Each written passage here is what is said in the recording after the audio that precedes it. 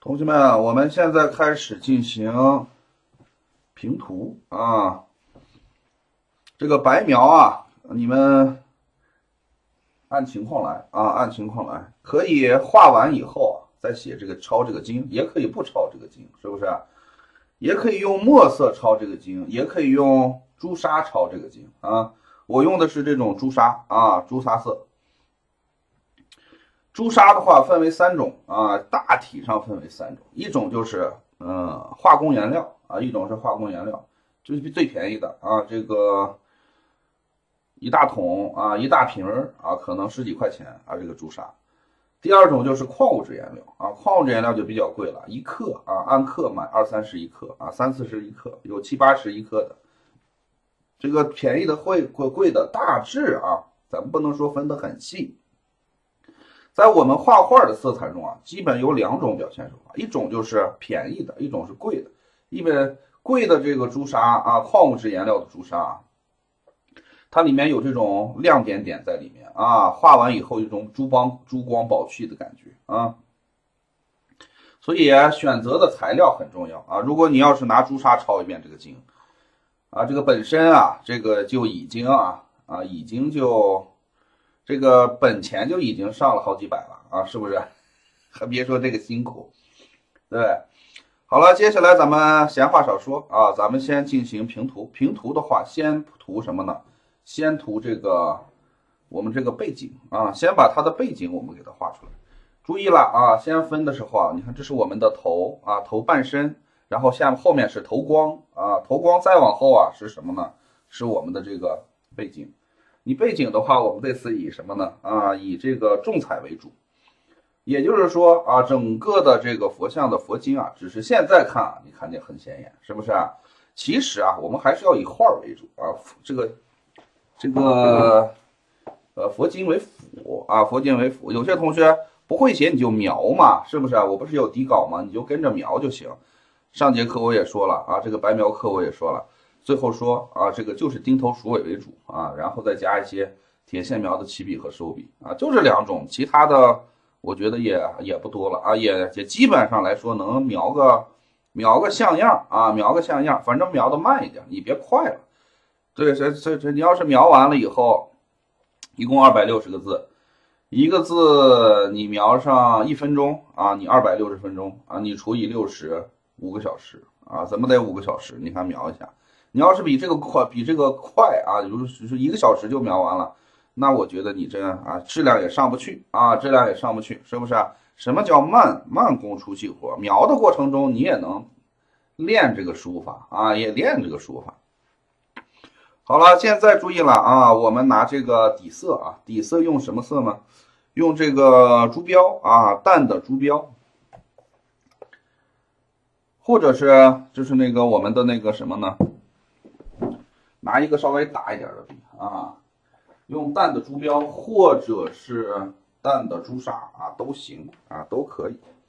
你要说是非要把这个颜色啊给它往那个什么呢啊，往那个寺庙里送啊，最好是用朱砂啊，而且用这种矿物质的朱砂。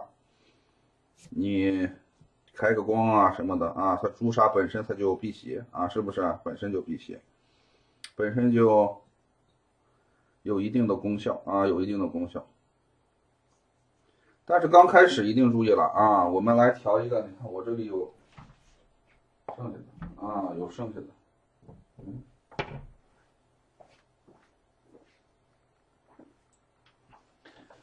调一个浓的，一个淡的啊。我们这个背景要稍微浓一点，背景虽然是浓一点，但是先拿淡的涂上个几次啊，先拿淡的涂几次。这个平涂这种大面积的背景啊，我们通过这幅画，我们就要怎么样呢？啊，就要学的差不多啊，就要学差不多。第一遍啊，淡淡的，越淡越好啊。我们先给它涂一遍。哎呀，我这是中等偏淡了。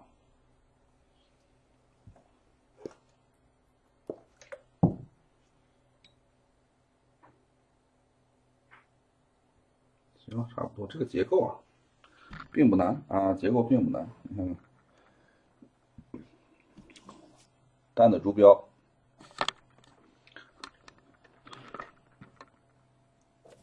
画完以后搓一下，这是我们干了以后的颜色啊，就是这个色。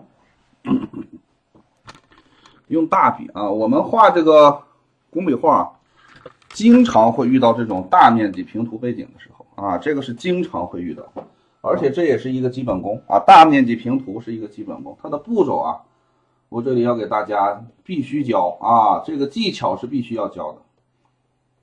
什么该学，什么不该学，什么必须学，什么可以啊逐步的学啊，这都是一些像大面积的背景，就是你这个平涂的基本功的一个延伸。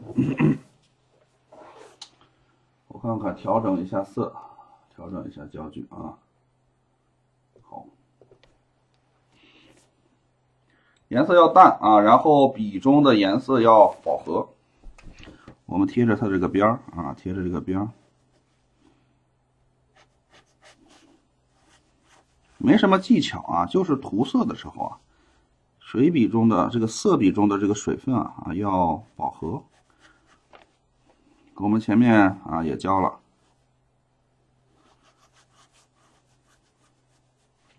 教了什么呢？啊，面积越大，怎么越容易怎么啊？越容易涂整齐啊，越不容易什么涂均匀。你看，把这个颜色给它刮下来，轻轻的啊，一定注意。面积越大啊，你越想把它涂的均匀了，一定注意啊，这个是越轻的，轻轻的涂。你不会说这个笔中啊，毛笔这个是啊，这个工具啊就是这样，你越用劲儿不一定就能涂均匀。为什么呢？你一用劲儿，这个笔中的它这个颜色呀，它就怎么了？笔中的颜色它就挤出来了啊，一下一股子就挤出来了。你看，及时的补充笔中的颜料，不能太多，也不能太少。然后入笔的时候啊，衔接的时候一定注意往里面衔接啊，轻轻的啊，轻轻的，然后逐层给它退啊，逐层给它退。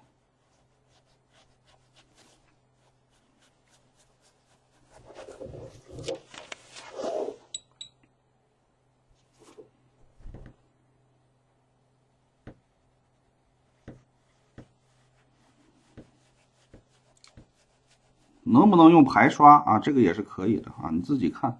如果颜料足够多啊，就用排刷。但是排刷有一个最大的缺点就是，太费颜料啊，太费颜料。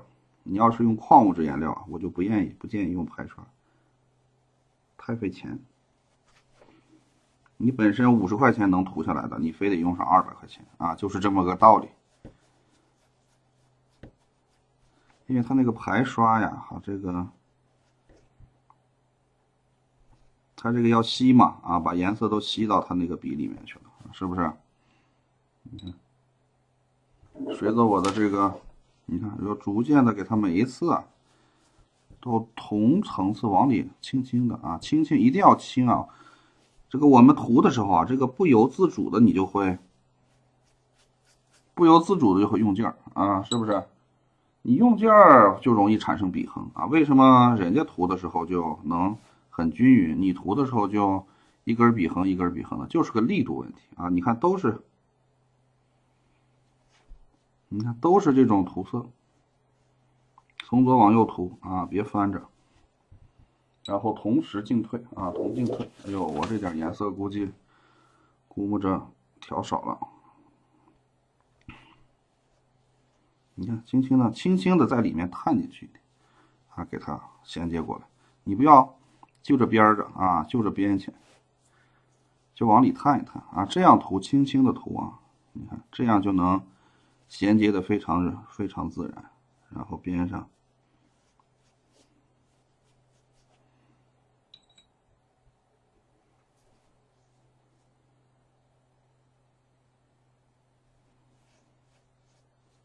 这是第一遍啊，这就是第一遍，我们后面还有个6、7遍、7、8遍呢啊。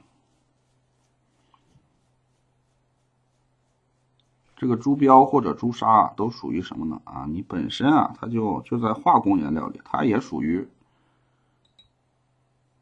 看到这个到头了，轻轻的啊，把它给探进去。它就属于什么呢？化工原料，它属于实色啊，它本身就属于实色。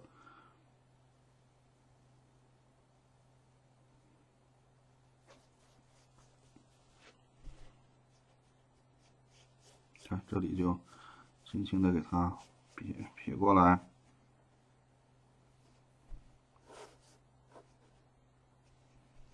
笔竖起来啊，竖起来给它涂。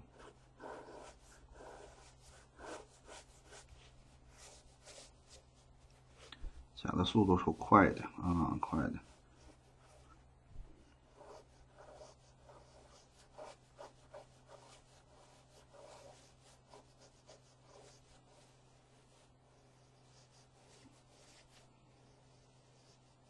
尤其夹角修的尖一点，好。啊，这我们第一遍啊，第一遍涂完了。当第一遍涂完的时候，同学们啊，有一个什么呢？啊，有一个这个注意的地方啊，什么注意的地方呢？当你涂完的时候啊，一定注意了啊！我说是当你涂完第一遍的时候，有笔痕怎么办？啊，有笔痕怎么办？别着急啊，反正是淡淡的，咱们继续往下涂啊，慢慢的涂的薄色多染，就这么淡的颜色啊，你又涂个7、8遍啊，这个颜色也就差不多了啊，是不是？啊，除了这个啊，我们还要涂其他部位啊，其他部位让它慢慢干着，最好是啊表板，我这不带要表，这个太大了啊，这个太大，拍照的时候啊，我这一般大块都没法表。因为它拍照的时候啊，这个光线失真的太厉害啊，拍照失真的太厉害，必须扫描啊，必须扫描。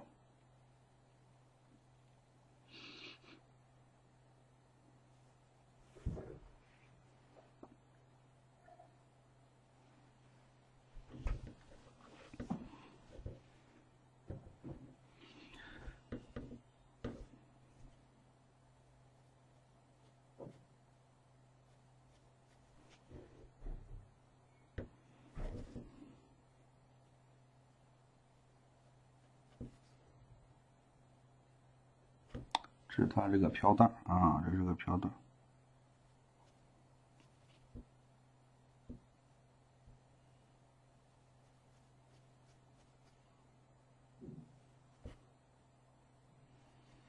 然后这个飘带这个墨色呀，我这个没掌握对，墨色再重一点就好了，就跟下面的一样。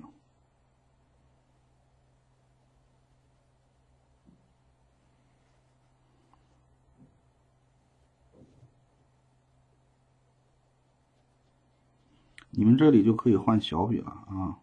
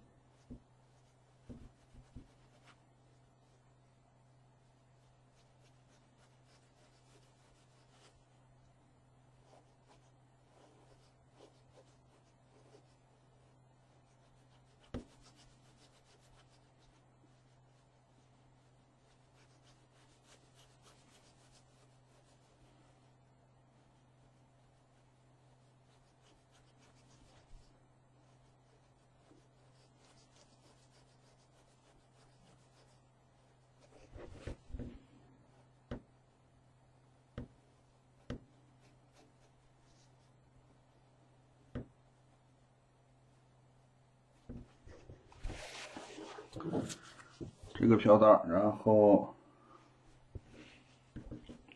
这里注意了啊，这个手啊一定注意，千万别给我涂到手里面去。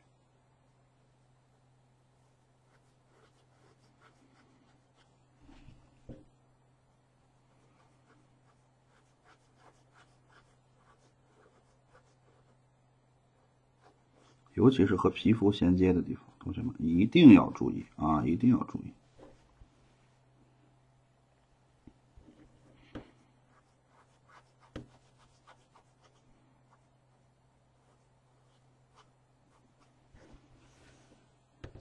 真的就是啊，一中会所有啊，一错会所有。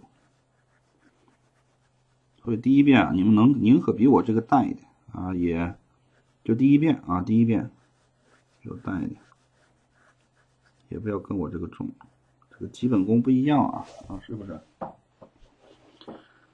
基本功它不太一样啊，然后它的头上面。头上面我看一看啊，这里吧。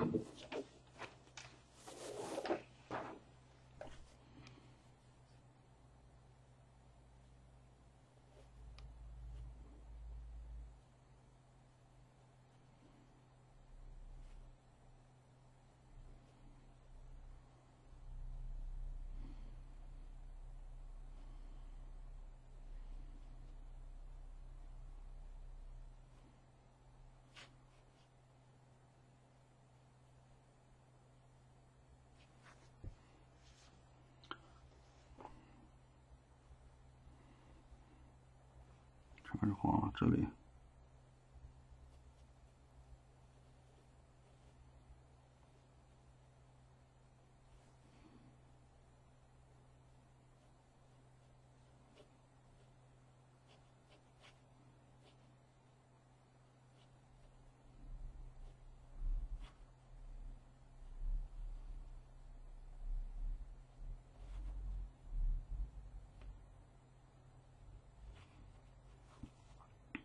这边你们最好用小笔啊，我这就懒了，这笔尖都有点不尖了啊，都有点不尖了。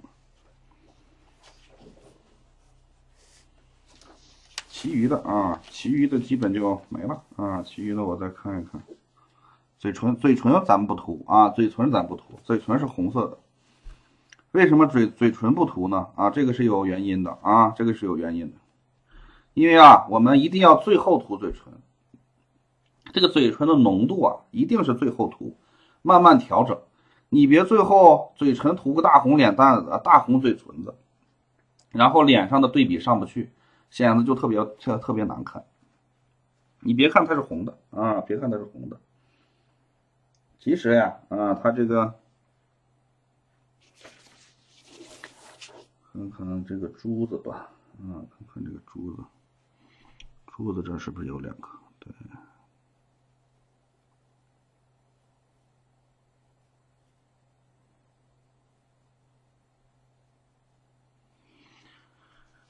排这个珠子，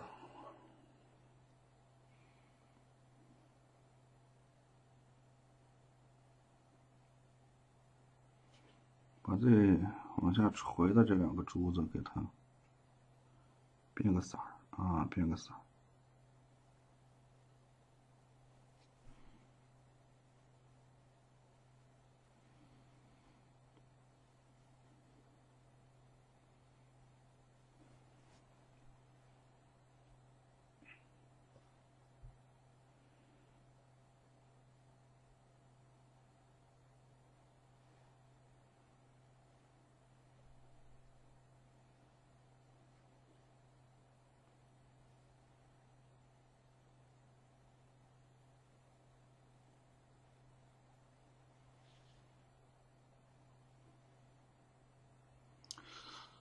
看看啊，这3个珠子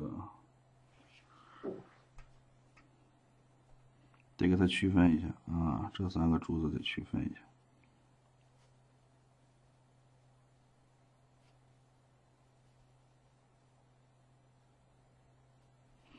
它是这3个和它连在一起，这边后面是串过来的，串过来比到这儿就没了啊，它这个珠子垂到这儿就没了啊，是不是？正好感觉是一起的啊，其实是分开的。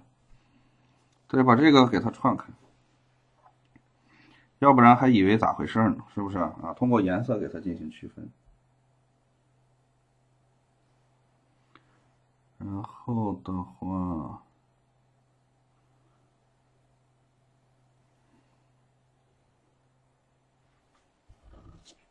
红色的珠子啊，就这样吧，我看看啊，不行的就以后慢慢再调整。对，慢慢再调整。行。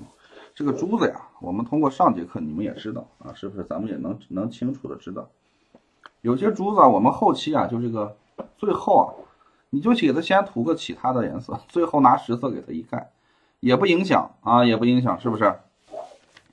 关键是前期啊，这些小结构，你看，涂完一遍啊，这就差不多干了啊，差不多干了。我这还比较干燥啊，比较干燥。接下来拿出我们的这个吹风机，我把它稍微吹一吹，一定要让它全干了才行啊。这个虽然干的差不多了，但是还差一点。吹风机在这。涂的时候一定要注意了啊！第一遍你们要淡一点，淡一点是什么原因呢？啊，万一涂错了，咱们后期还是能给它修回来的。你要是第一遍就很浓啊，那这样的话。那就重画吧，好不好啊？那就重画吧。这幅画啊，我建议是画完再抄佛经。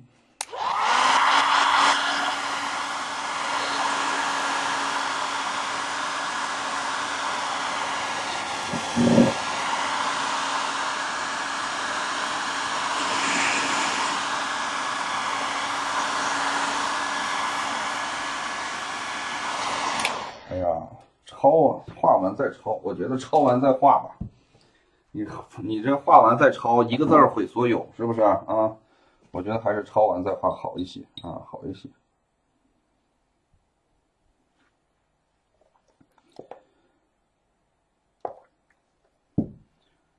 颜色得多调一点。第二遍和第一遍一样啊，一样。你看着现在均匀，其实啊，它一些小结构啊还是不是特别均匀。刚入笔的时候啊，像这里啊，笔稍微干一点。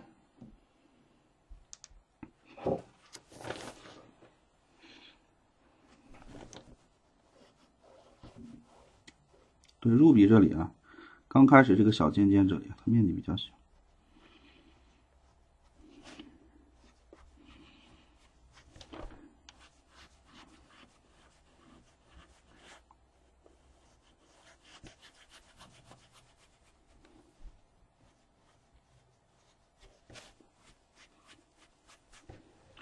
然后接下来啊，每次蘸颜色的时候一定要注意了，要搅起来，把这个颜色一定要搅起来。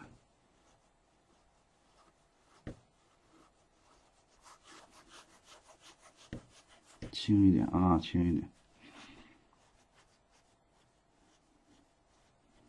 我这是属于中等偏淡了啊，中等偏淡。中等偏淡也行啊，比这个不要太浓了啊，不要太浓，因为我们这个没法洗肤色，洗了就把这个经纹啊就给它洗掉了，不好看啊，就洗的就万一洗上去不好看怎么办啊？所以咱们尽量不洗，不洗的话你这个颜色就不能太重啊，太重的话容易产生什么呢？焦痕，焦痕的话就必须大面积的给它洗肤色，洗下去。小面积的洗啊，刚开始啊其实也能处理。有的就是都能处理，只不过说是啊，同学们，咱们是初学者啊，是不是啊？刚开始拿毛笔没几天，没几年，有的甚至啊，有些你就告诉你这个方法，你也处理不了呀，是不是？对，就像是你刚学跳舞，我让你原地转个十几圈，你能转得了吗？啊，是不是？理论上拿个脚就能转，别人就拿个脚就能转，咱们就转不了，刚学是不是？所以注意了啊，有的我们画画的时候啊，你光看效果好没用啊，你画不出来呀。咱们你看又是简单的把基础啊，我们又挑一些就是既能锻炼我们的基本功，又能锻炼我们的技法啊，又能让我们感受到绘画的乐趣，又有什么呢？又能增加我们的成功率，就是画一幅，你只要慢一点，用点心就能画出来的这种。啊，现在这节课是我们第几周的课程了？我看看啊，第1周、第2周、第3、第4、第5周了啊。第5周，如果是你们按照呼和老师的那个方法啊，画到前4周，就是第1个月，如果是每天都能坚持把那个白描作业啊，就那半个小时左右的那个白描作业，你给我坚持画下来啊，每天一幅，或者每天半个多小时、1个小时。你画这幅画，这个线条啊，一点都不难啊，一点都不难啊。如果你是前期，你说3天打鱼2天晒网，用各种理由说，老师，我是第1个月我就没有完成任务，你在画这幅画感觉吃力的时候，你也别怨天尤人，是不是啊？你也别怨天尤人。这画画都是个循序渐进的过程，而且是以月为单位进步的。我们这个进步的这个程度啊，就已经属于飞跃式的进步了啊！能把这个什么呢？啊，1个月前你刚接触和1个月后开始画这幅，你自己都不敢想象啊，是不是？有些就没拿过毛笔的，自己都不敢想象，就是不敢想象自己能画出来，一定要轻一点啊！别看我画的很快，我这个用劲是非常轻盈的。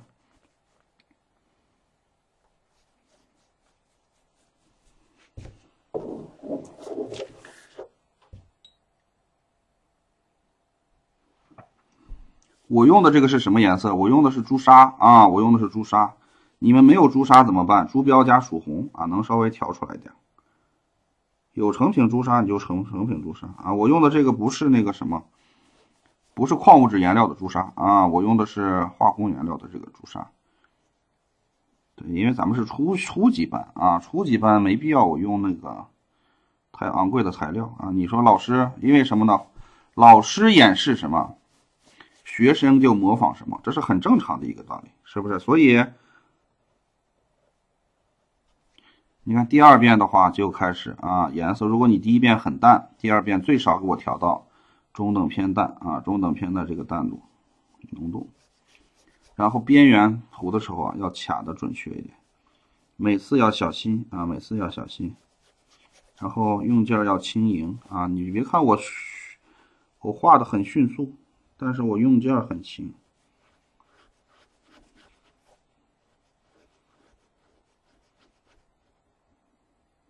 夹角的地方一定要。你看第2遍的话啊，一定注意我们这个画红笔画薄色多染。它薄色多染的意思就是你颜色薄薄的，然后给它多次平涂啊，多次平涂。像这种大面积的平涂啊，我给你演示2遍就行了啊。像这小面积的就捎带的染了。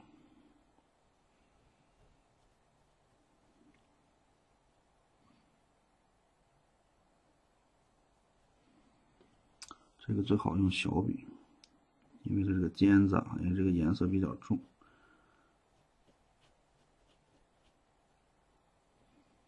又是10色啊，又是10色。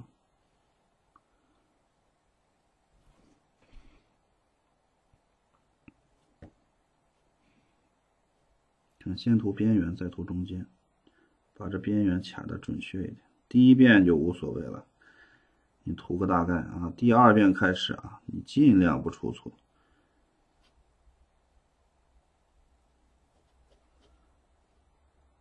涂个像这种珠子呀，你出了错也没事啊。后期咱们能拿浓色啊，浓的10色给它盖一下。但是能不出错，咱们尽量不出错。是不是说到哪儿了啊？说到刚才这个处理方法啊，是不是？你这个颜色越浓啊，这个10色越浓啊，涂后就平涂大面积平涂，它就容易产生胶液。这个胶液必须这个洗。然后我们外面有这个，外面的话，如果你要是啊没有这个字啊，这还好说；有这个字，这处理不好，就很容易失败。所以啊，你看不同的画法啊。不同的表现啊，我们这个处理的手法不一样，所以我们尽量颜色淡一点，涂色的时候颜色淡一点，多涂几次。你也不要带太淡的颜色，不停的涂啊，这你受得了，我就说纸受不了。咱们的这在是纸上面啊，纸上面画的，不是在绢上画。但你受得了纸受不了呀，它纸涂的时间长了会起毛，起完毛就这个纸就不耐画了。但如果起了毛，咱们怎么办？就涂胶反水啊。涂了胶反水的话，它这个纸就发脆啊，发了脆的以后啊，它就画起来就不好画。它都是连锁反应啊，是不是？所以啊，你看，不能太淡，也不能太浓啊，不能太淡，也不能太浓，掌握个度正好。所以画那个绢啊，绢就不存在这个问题啊，绢就不存在这个问题。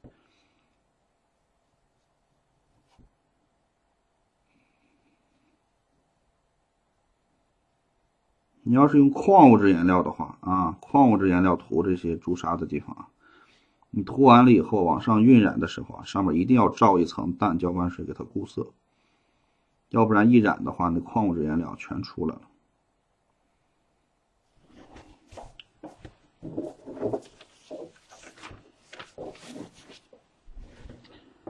看这些，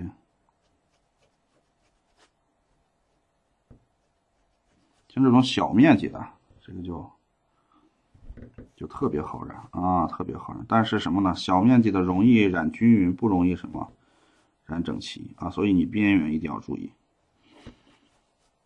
里面就随意了，尤其是边缘啊，你看，大面积的容易染什么染整齐啊，不容易染均匀。我说的是容易，并不是说是啊能和容易是两回事。那还有会者不难，难者不会呢，是不是啊？你容易是什么个程度？那也分呢，你不要理解错了。我一说容易，这都是相对的啊，容易和困难都是相对的。对于我来说啊，容易，就对于有一定基础的，你认真画了那就容易。前期不认真跟着画，那画这儿那肯定也都不容易啊，是不是？这就是相对性。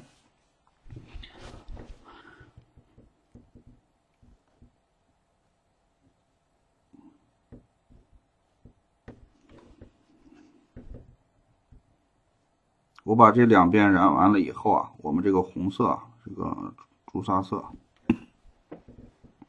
就给它跳。还有一种就是什么呢？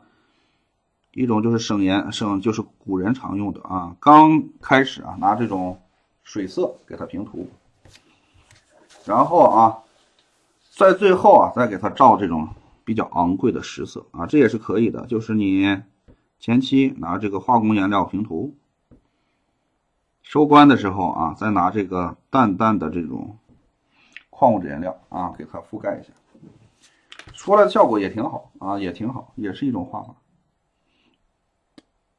过去古人是没有这么发达的这种画工业啊，是不是？你过去用石青、石绿啊、朱砂，你真的就得用这个什么呢？啊，用这个东西给它磨下来。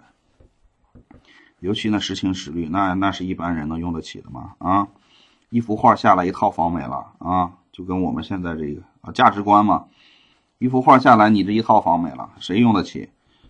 就那个《千里江山图》，那个王希孟吧，那是啊，20多岁，20郎当岁，画了个《千里江山图》。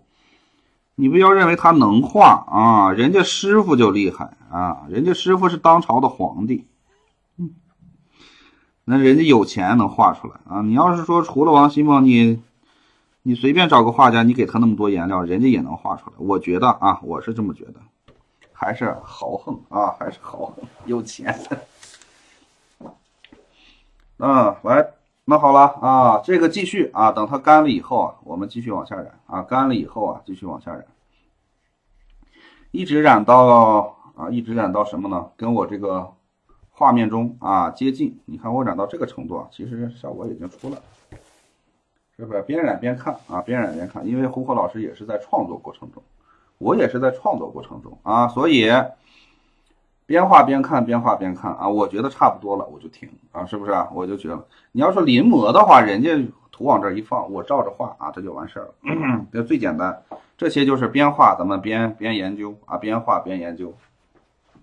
你们也能从我这个课程中啊，多少能感受出来啊，我这种创作的这种感觉啊，创作的这种方向和思路，进而锻炼你们的脑啊，尽量锻炼你们的脑。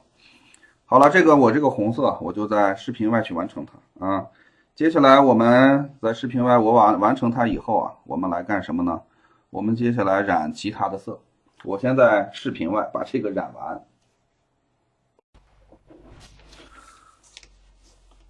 好，同学们，我们这个就算是我染到这个程度啊，就差不多染完了啊，基本就是这个浓度，不要再深了。其实深的话还能再深啊，没那个必要了，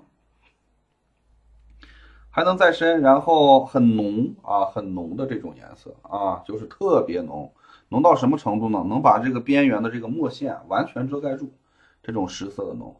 但是我觉得啊，有点过了啊，有点过了。一定注意了啊，要轻一点涂啊，轻一点涂。接下来啊，我们来调一个淡淡的藤黄啊，淡淡的藤黄。我们把这个头光啊，给它简单的进行晕染。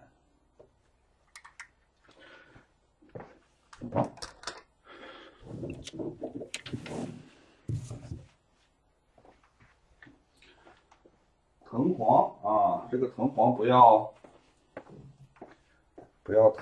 太浓了啊，一定要注意是极淡的啊，极淡的这个藤黄。你看，我就来了一点，但是要加很多水。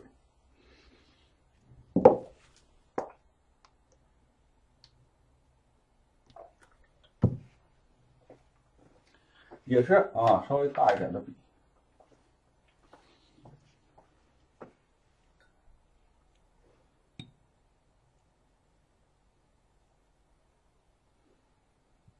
先给它调开啊，先给它调开，然后再加水。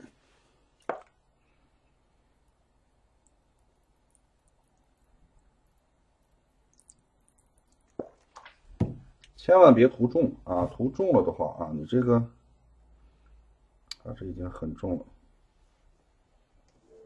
了啊，差不多，再调淡一点，就是比淡的藤黄稍微再淡一点。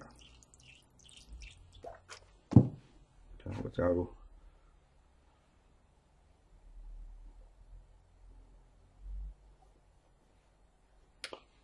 行，这个就可以了。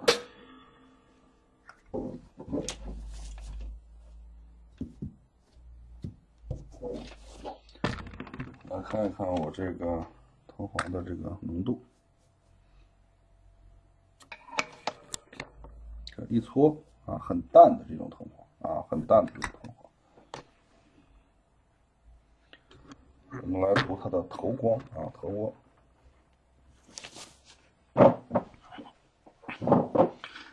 也就是说，先涂什么呢？啊，这个藤黄属于水色啊，水色它相对来说涂起来就比较轻松啊，比较轻松。从左边开始，但是你涂的轻松，你也得注意边缘啊，整齐一些。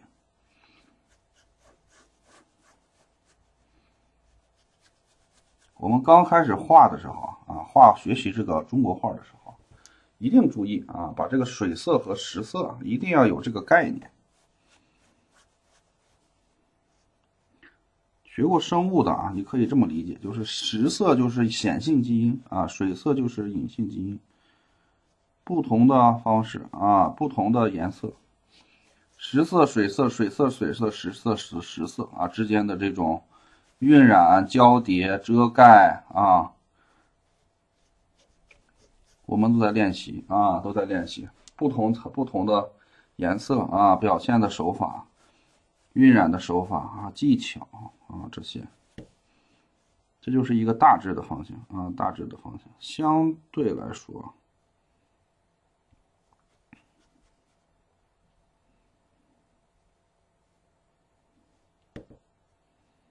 你看这里。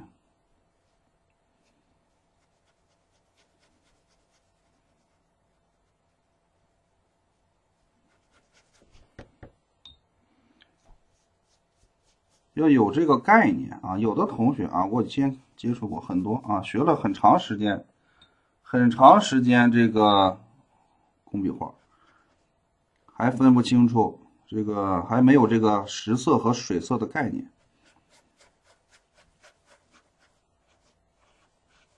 对，这样的话就是基本功了啊，这是基础知识，它不扎实。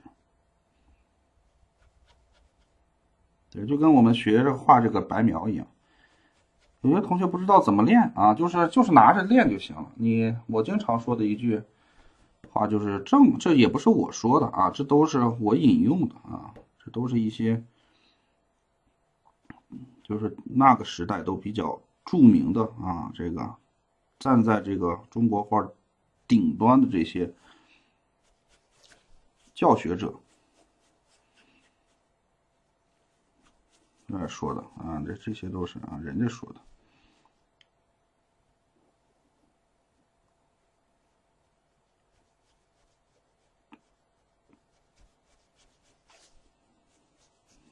正确的重复啊，说的啥？正确的重复才能进步。首先你得正确，是不是啊？然后你再重复。你光重复没有正确，那怎么进步？是不是？想进步，想学任何的知识，一定注意啊，这个底层逻辑就是你先正确了，你再重复。怎么正确？找老师呀，啊，是不是？你自学能正确了吗？啊，能啊，有书可以。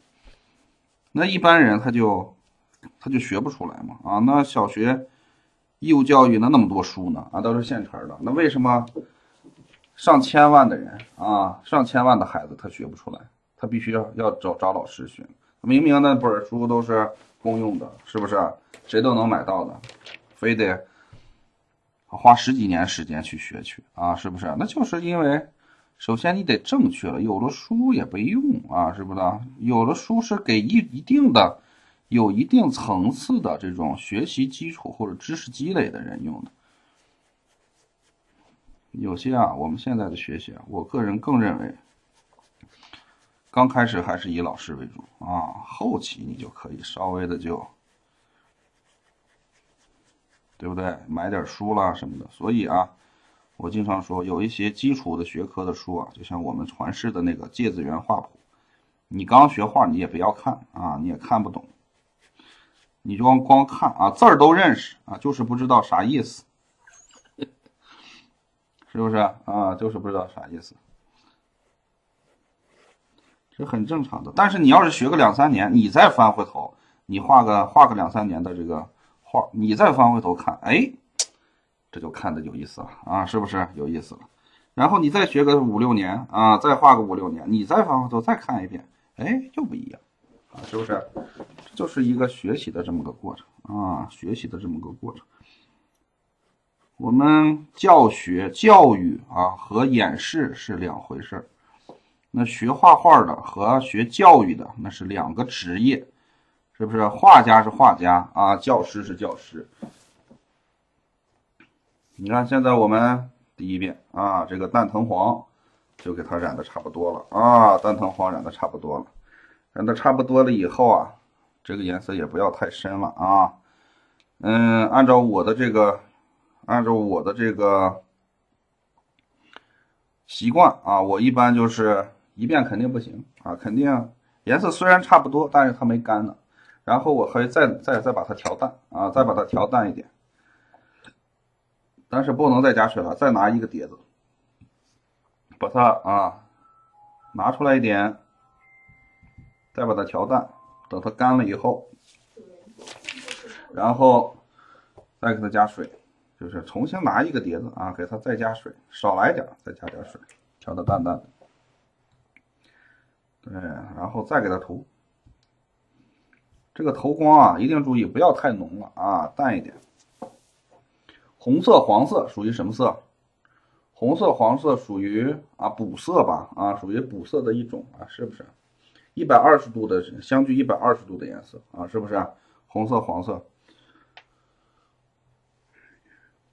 相距120度到相距120度到180度的颜色，180度是绿色啊，120度就接近黄色，属于补色。补色在一起会有什么效果呢？一会使红色更红啊，2会使黄色更黄啊，两方互相成就啊，互相成就，这就是好拍档。所以这个补色，我们中国画用了很多补色，比如说啊红黄啊，红色啊这个朱砂和石绿啊，朱砂和石绿，偏红的朱砂和石绿，朱标和石青啊，这些都属于补色范围内。石青，橙色嘛啊，朱标属于橙色，石青属于蓝色，橙色蓝色正好180度，是不是啊？色环中的180度。还有朱标啊，朱标是啊，朱砂是红色，石绿是绿色啊，绿色和红色之间属于什么呢？又是接近180度，这都是补色啊，对比色或者互补色，它就好看啊，它就好看。这就是西方总结出来的理论，在我们中国画中也有应用啊，它基础理论都是一样的，都是互通的，只不过它底层的绘画表现逻辑不一样啊，绘画表现逻辑不一样。那好了啊，我们等等它干啊，我肯定要把它等干了啊，等干了再把它淡淡的涂一遍，然后我们再开始涂我们现在接下来的这个，这是我们的观音了啊，把观音开始涂起来了，这个我就不在这儿演示了。好了，接下来我们来再调一个淡淡的草绿啊，我们来涂一下它这个里边穿的这个衣服啊，淡淡的草绿。草绿怎么调啊？草绿在《芥子园画谱》里边啊，它也有说过啊。这个自古这个草绿就是一个画法，它有一个三绿啊，三黄啊，三绿七黄啊，它是嫩绿。四黄六绿六蓝啊，三绿三蓝，我想想啊，三蓝七黄，它属于嫩绿。四黄啊，四蓝六黄啊，不是四蓝啊，四黄六蓝属于老绿啊。这个其实啊，我们藤黄加这个藤黄加它花青1:1左右，你就属于一个草绿啊，属于草绿。也就是说3-3-3-7开4-6开5-5开，它都属于草绿的一种啊。甚至啊，我们有的老画家说啊，草绿有1000种，是不是？我们这个颜料里啊，有成品草绿的，你就用成品草绿；没有成品草绿的，你就给胡火老师用啥呢？啊，用这个自己调啊，花青加藤黄啊，1:1就行。本身就打的是底色啊，本身打的底色，调出什么呢？淡的。这个颜料啊，这个像这种草绿属于花青加藤黄。那胡火老师要考你们了啊！听到这里的时候呢，花青加草绿啊，花青加这个藤黄，你看我这脑袋老短路啊！花青加藤黄是实色还是水色？对啊，有注意前面有一个理论，就是实色加实色肯定是实色，水色加水色肯定是水色。这个实色加水色是实色还是水色啊？是不是啊？是实色啊，注意了，实色，是不是？这个知识要复习。然后调一个淡的草绿啊，淡草绿，基本就是你看一搓啊，淡淡的草绿。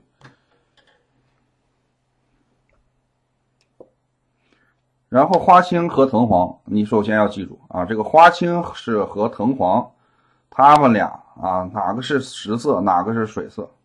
怎么分辨这个实色和水色呢？刚开始啊，慢慢你画的多了，你肯定知道；你画的少了，你肯定需要有一定的方法来记住啊，是不是？先记忆，后理解，再应用。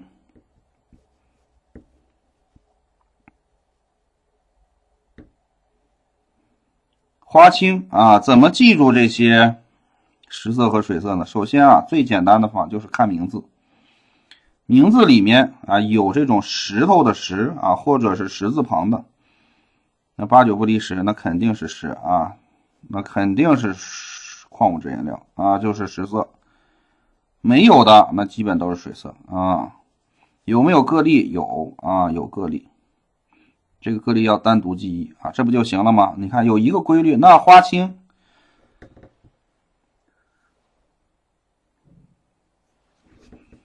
花青里头有石字旁吗？没有啊。有石头的石吗？没有啊。那属于它是什么色？水色啊，没错，花青就是水色。花青是怎么来的？蓝色加墨色啊，就是蓝黑色。花青其实属于蓝黑色。太青蓝加墨。那藤黄呢？啊，藤黄是实色还是水色？对，在想藤黄里头也没有十字旁啊，它也是水色啊，是不是？那水色加水色是什么色？水色啊，是不是？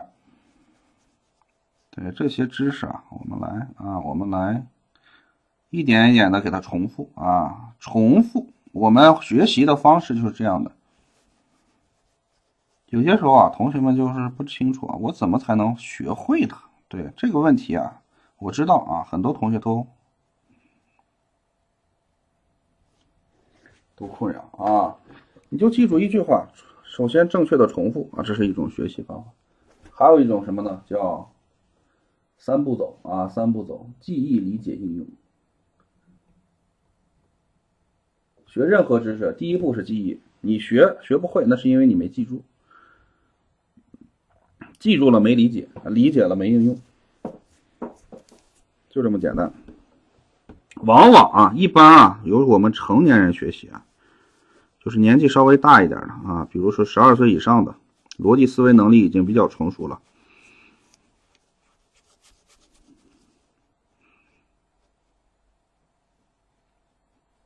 啊，这种的话啊，往往啊难在哪一关呢？就是记忆上。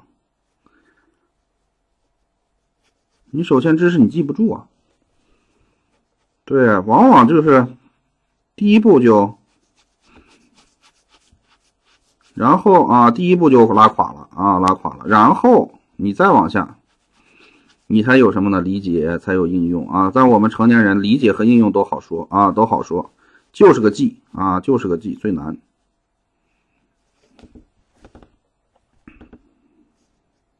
看这里。这里的衣服啊，给它填起来啊，还有这个白边，白边也要给它填啊。这个不叫白边，后期我要给它涂颜色，给它分开啊。这白边就不能用这种深的线条啊。你看这衣服从这里转过来，从这里你看从这里绕过来，从这里绕过来啊，这里是衣服。从这里绕过来，从这里再过来，这样好，这里有点少一点给它补一下，是不是？从这里绕过来，哎，从这里穿过来，不是，这里你得顺势来呀，啊，是不是？这里。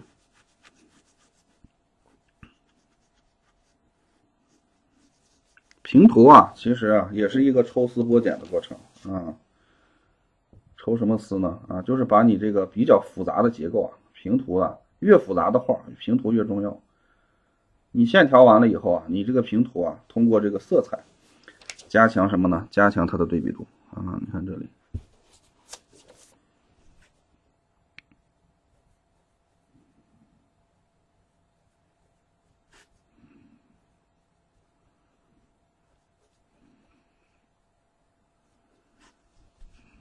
要不然我们生活中怎么会有色彩？画画的时候，你光线条你不可能啊，是不是？完全把这个结构啊表现清楚。像这里过来，衔接着过来，这里涂的时候一定注意啊，一定注意。我这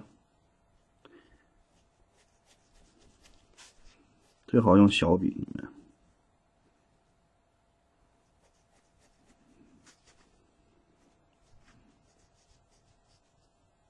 好，到手这里了，手这里一定注意啊，别给我涂到手上去。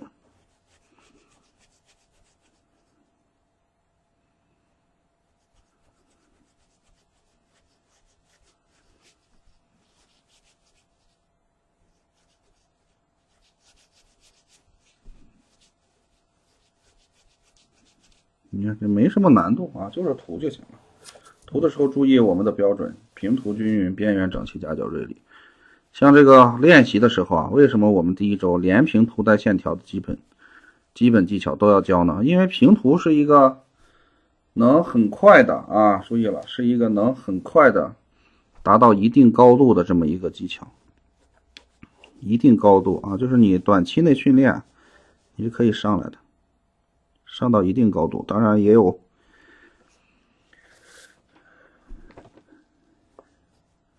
些再往上的话那就难了啊，是不是？但是啊，小面积平涂、大面积平涂啊，这些啊，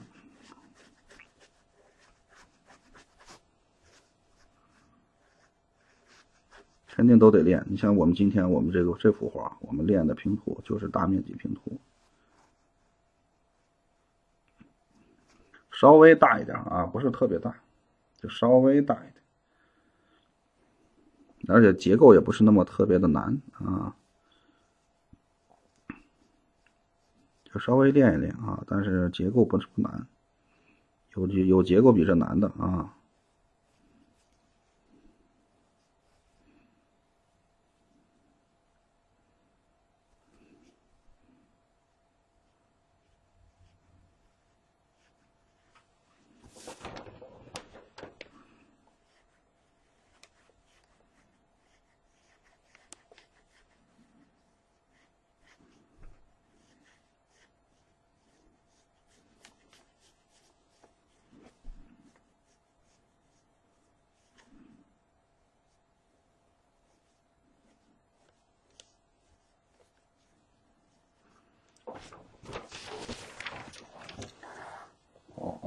淡的草绿啊，淡的草绿，基本就是这些了啊，基本就是这些了。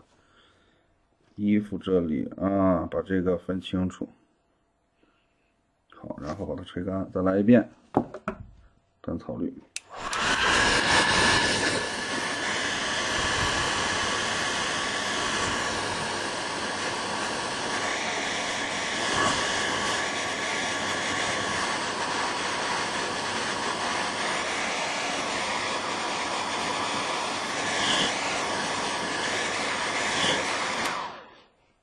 像你们涂的时候啊，尽量少用吹风机啊，你们就跳着涂，这涂完蓝色涂绿色，涂完绿色涂红色，是不是啊？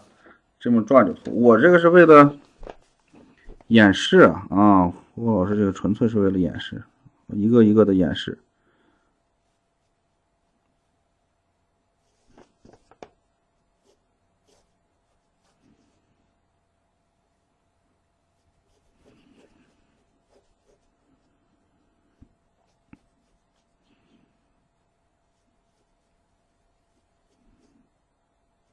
对，你这个底色啊，不管多淡啊，你只要面积大了，你就别存在侥幸心理啊，一定要最少涂个2到3遍，哪怕颜色淡淡的，你多涂几遍啊。这样的话，涂出来的颜色底色啊，你就润啊，你就润，特别润。然后每次蘸颜色的时候，一定要把这个颜色搅起来，要不然它这个有些时候它有色差啊。然后还有注意涂色的时候啊，稍微的啊，我说的是稍微的，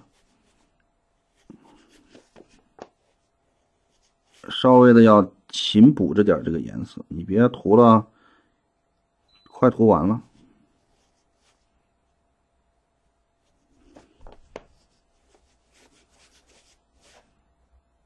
你才重新蘸颜色。这个颜色早就变色了啊，它这个颜色是越往后染越淡啊。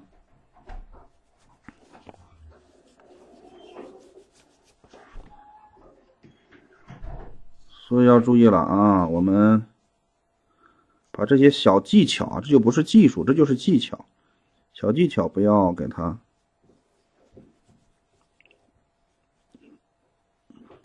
丢失啊！这些小技巧能用尽量用，而且染这种小结构的时候，这种大结构就是色比中的这个水分啊稍微充足一些。你小结构的时候啊，一定要注意比干一点啊，比干一点它好，容易涂的尖锐。这就不是说是技术，这就是说一遍你稍微注意一下就能达到的。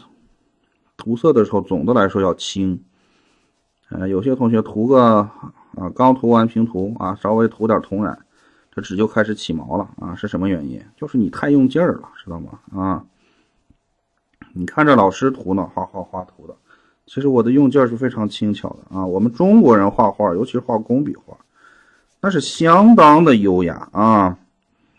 你们也没看见我这画的时候又带个围裙，又带个皮裤什么这是啊？那弄到这个画作非常的脏，是不是？对，优雅，画完了干干净净的。对，咱不像这个油画啊，是不是？一画还得带一个什么什么什么大雨衣，带雨衣。特啊，那工作服，我们不需要啊，我们不需要。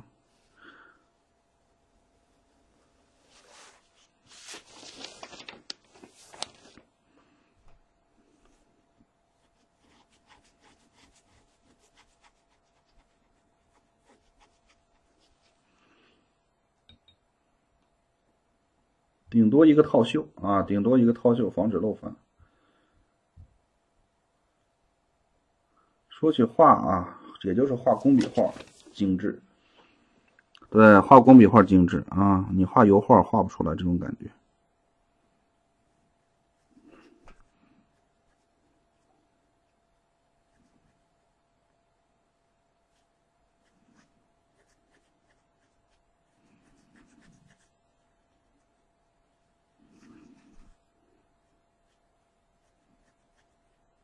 你看小细节啊，我们都要给它。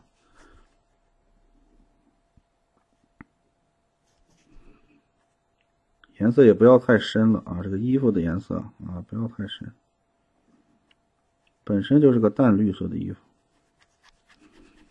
颜色太深了啊，它不好看。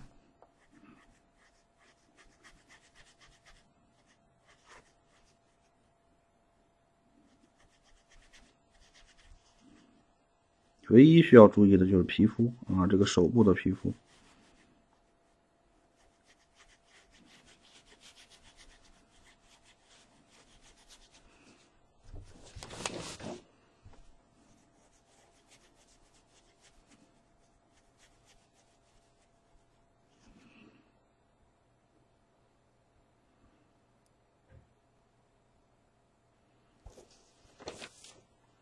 还有柳叶、柳枝。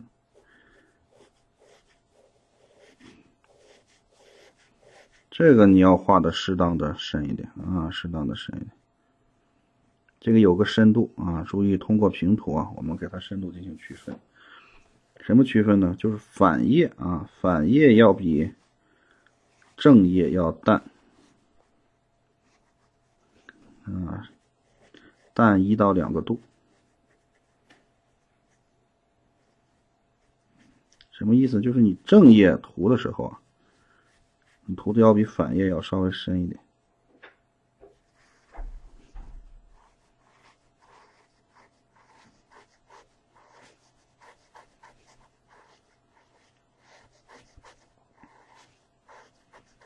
这就是一个客观规律啊，客观规律。想一想，你们这个手心手背上节课我们画的那个，手心是不是浅？手背是不是深啊？那叶子也是一样的，你们想一想，大自然中的叶子，是不是朝着太阳阳光的，月绿素多啊，人家光合作用多，就显得绿；背着太阳的，那显得浅嘛啊，不信去看一看去。这就是特征啊，是不是？那我们回头把什么呢？正叶、反叶、梗啊，梗一般没有啊，梗也是和反叶差不多点色，把正叶加深啊，把正叶加深。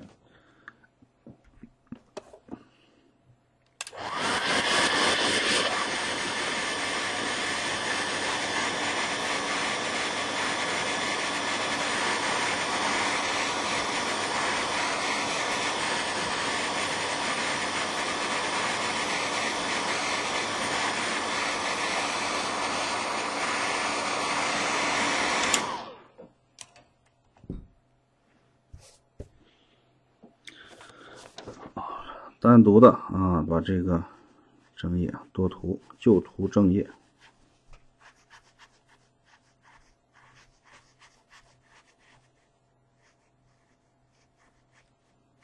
稍微来粗一点。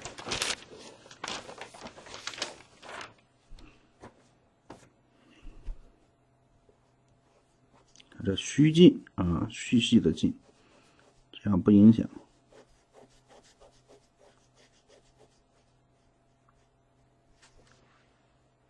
啊，这两个正液啊。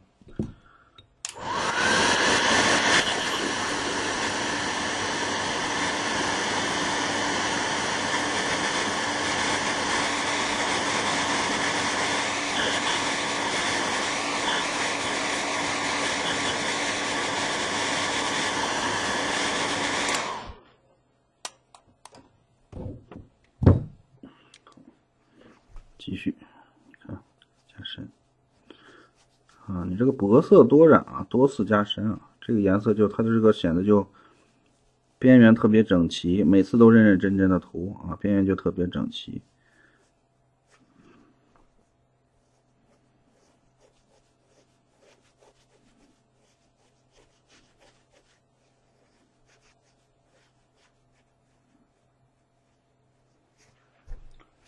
是不是？你看有一定的区分度就行，不要太深了，因为后面你我们还要分染啊、提染呀啊，还要往下晕染呢。你分的太明显了啊，也不好啊，是不是？但是肯定要比衣服深啊，要比衣服深。好了，这个草绿我们也完成了啊，接下来我们来涂这个头饰，也是个大活。我们这个头饰啊，它也是一个大块啊，基本都是金色的啊，金色的为主。那金色的我们上节课就学了啊，学了两种，一种是打底色直接用藤黄打，一种是白色加藤色啊，藤黄是不是？淡的这种粉黄色，那我们也这节课也用啊，这个是刚才的那个淡藤黄，里面加点白色啊，我们用这种粉黄色来。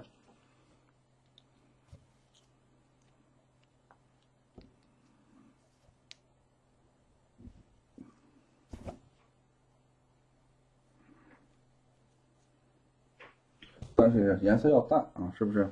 看，藤黄再点白，给它调开。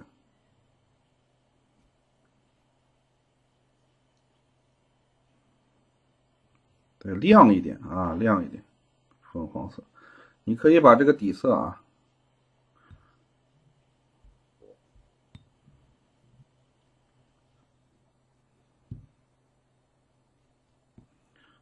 有点太白了啊，有点太白了，我再加点黄。再加点藤黄啊，用种奶白色。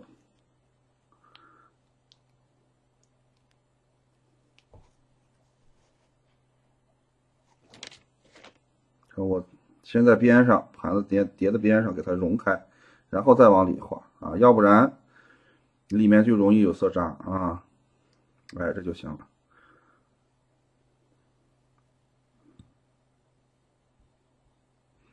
还有就是面积小怎么样呢？容易均匀，不容易整齐啊，是不是？好，那我们你看涂出来这个颜色，我们就不要太淡了啊，太淡了以后啊，你还得多涂两遍啊，你就一遍中等偏淡，差不多啊。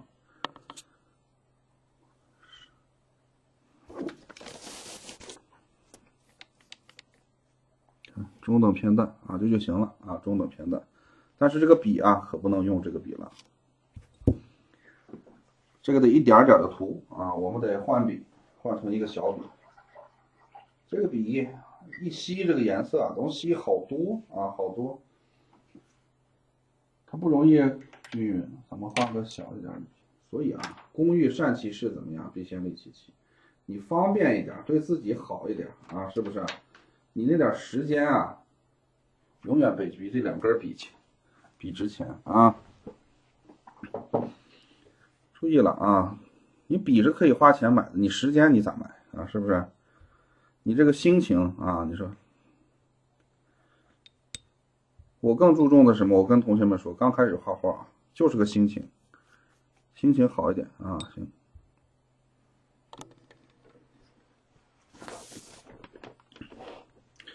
心情好一点啊，画的舒服点，舒服一点，简单一些啊，出效果一些，尽量保持一个平衡啊，这个你就能啊把这个兴趣保持住，然后慢慢的咱们再往高难度挑战，一上来你就画那特别难的，那就直接叫那就不叫画画了，那叫劝退啊，那叫。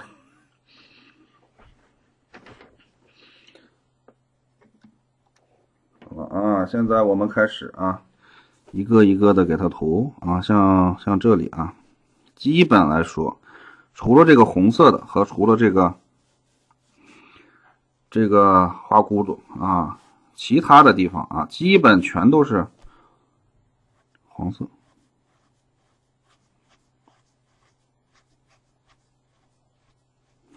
全是金色的感觉。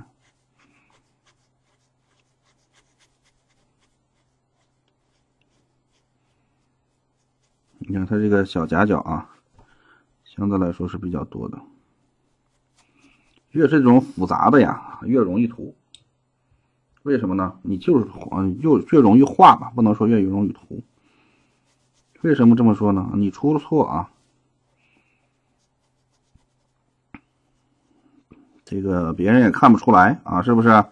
当然我能看出来呀啊，因为我是老师呀，是不是？嗯。但是你要是给一般人看，你看不出来啊，绝对的看不出来。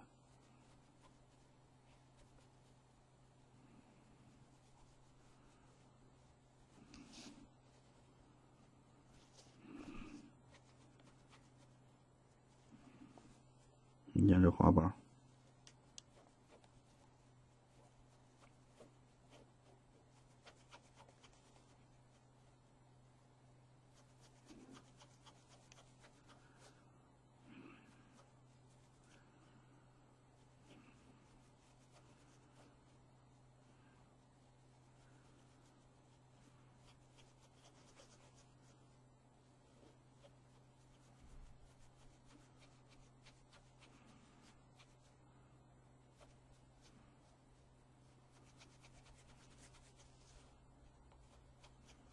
你光看上面好涂，那下面你看这么复杂的结构，这么复杂的小角落啊，你这一个大笔能承受得了吗？这么多小尖尖的这种。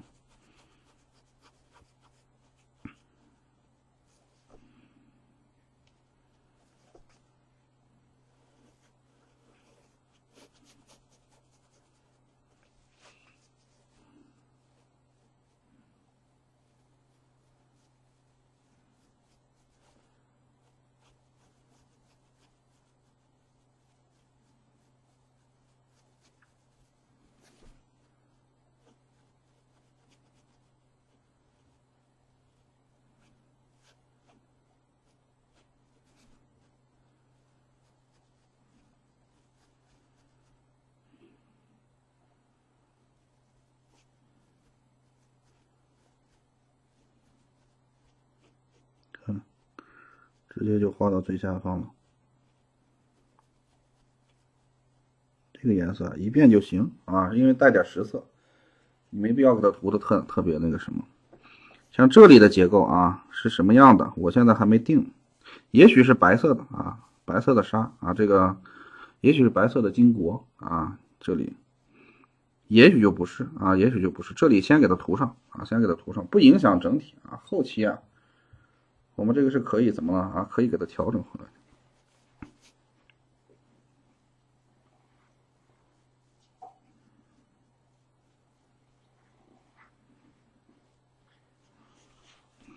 像你们这要看的话，就可以看这个最终的效果图，看看我是怎么处理的。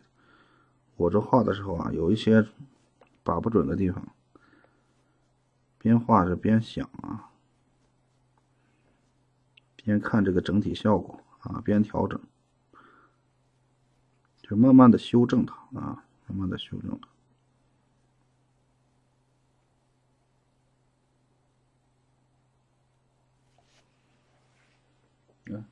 这里和背景稍微有点不一样啊，有点色差。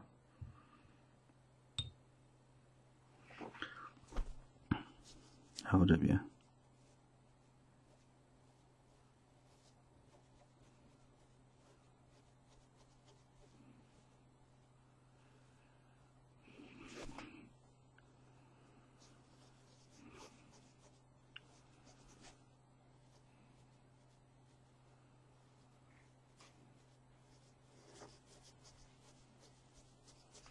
这些啊。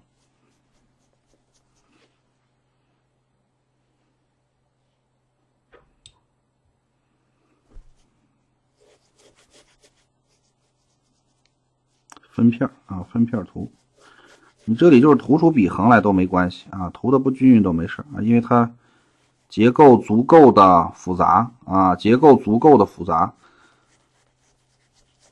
你这比横啊，它后面的分染过程中啊，就全部都不见了啊，所以说，我经常说那句话，结构越复杂越好画啊，越复杂越好画。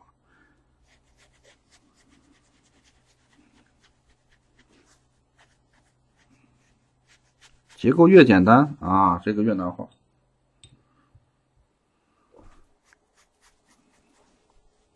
你像画那个法海寺的那个水月观音啊、普贤菩萨呀，那衣服上的那简单啊，那没什么复杂的，只要你有耐心啊，一点点磨它呗。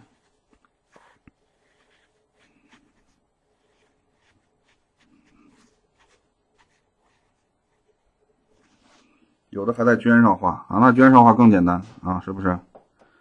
那就不停的磨呗，是不是？纸还需要考虑它这个颜色的这个承受能力啊，它这个纸的承受能力，你这个颜色的浓度不能太低。绢就不用完全不用考虑它这个绢的承受能力。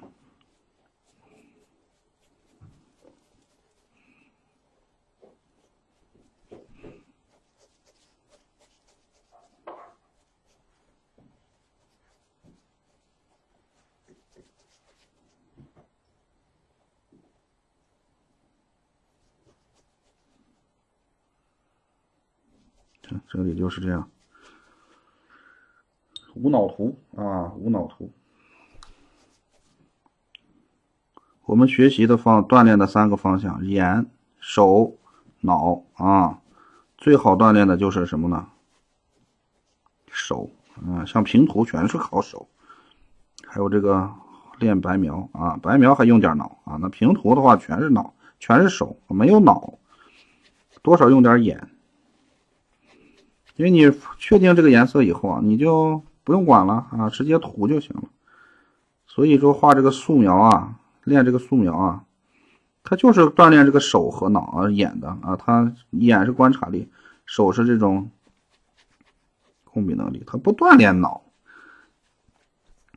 但是艺术家他主要是靠脑啊，是不是？所以练素描啊，他画的再好，他也不可能成为艺术家，是不是？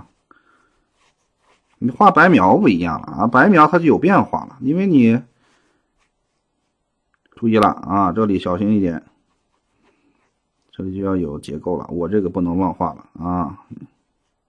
你看这里啊，你看这里哪里是它的花啊，哪里是它的支棱出来的饰品，一个一个画了，这里别给我无脑画了，得用到眼了啊，用点眼了。咱们白描跟这个素描就不太一样啊，白描它是有变化的，浓淡干湿粗细快慢中锋侧锋，这都能在白描中有所体现，是不是？一有了变化，它就开始用脑了。你素描哪来的变化？看到什么画什么就完事儿了啊，是不是？画的越像越好。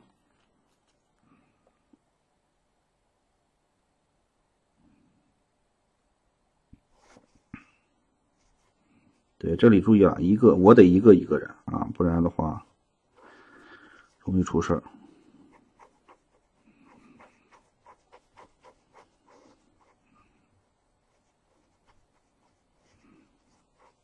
对，你创作的过程中是用脑的啊，像我这个属于用脑，考虑是怎么来啊，是不是啊？这个是哪个是哪个啊？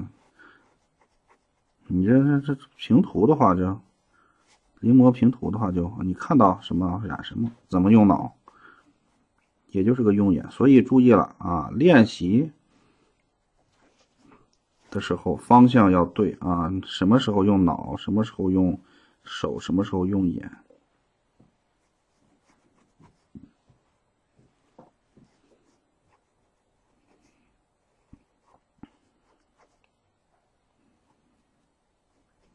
像我这为什么要分开涂？因为这个结构比较复杂啊，我怕涂错呢。因为后面就是金国啊，白色的金国，这个我涂错了以后不好往回修，我宁可保险起见，后来再补，我也不能给它涂的过了。你看，这就是一个这个思路，是不是？你们如果以后有机会要创作的话，啊，也是这样的。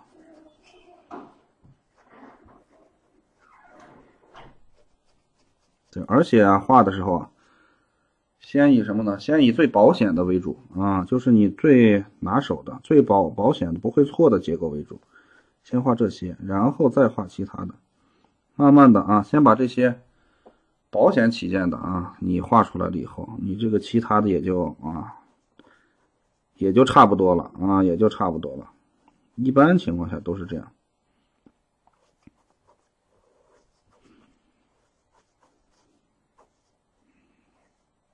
你看我画到这里就。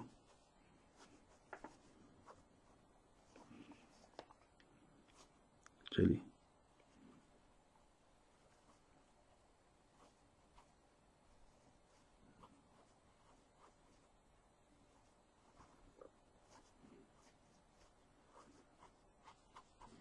这里都不敢画啊，这里都不敢画。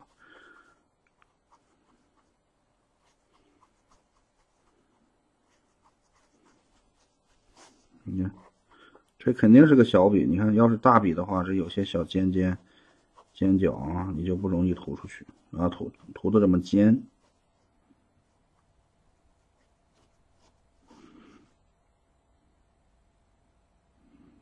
这个等一等吧啊，这个最后来，这个小珠子最后来，不一定是什么色啊，不一定是什么色，按照这个程度来说，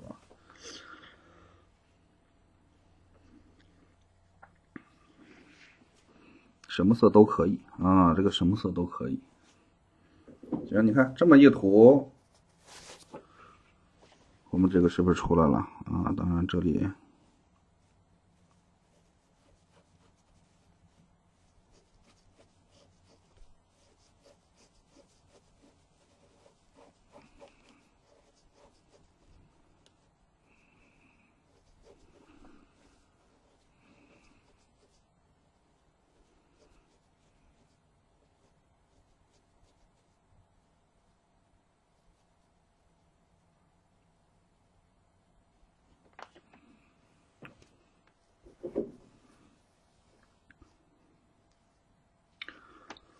珠子先不要动啊，咱们珠子先不动它，其他的就没了，没了吗？啊，不可能没了，下面这么多饰品呢，是不是都要金啊？咱们都是金的。还有注意了，这个小角这里啊，一定要涂上啊，这个我都是顺手涂了的。还有像这些和皮肤挨着的地方，一定要准确。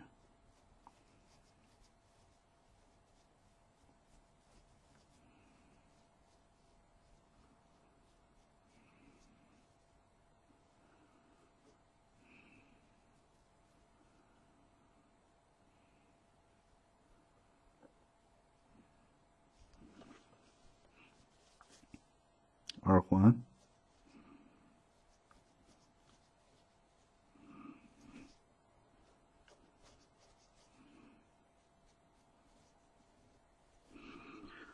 这个首饰，这个应该属于什么呢？啊，这个不是耳环，这是耳环，这个应该属于头饰下面掉下来的这么一个，从这儿项链的感觉啊，项链的感觉。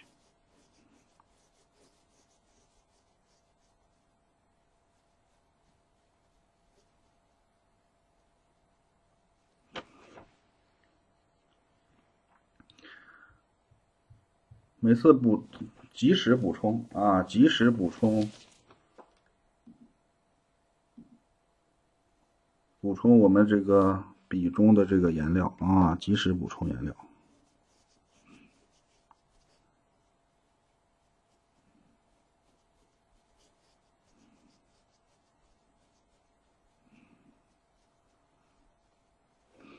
还要注意啊，咱们这个纸啊，它不是黄色、白色的，它是黄色的啊，一定注意了，我们这个纸不是很，这个本身它你看现在感觉它挺白，是不是？它本身是黄色的，我们用的是仿古色的纸，我没有涂这个什么，你现在所看的这些略显白色的地方，它都是黄色的。所以说我说什么颜色都是相对的，是不是？用的黄色的纸啊，你们如果说是没有黄色，拿白色刷的底色，你现在拿这个纸的背面比一下，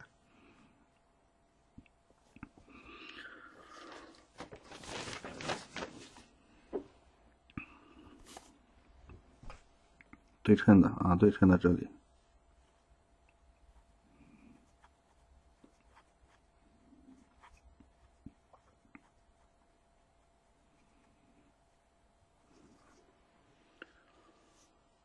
两边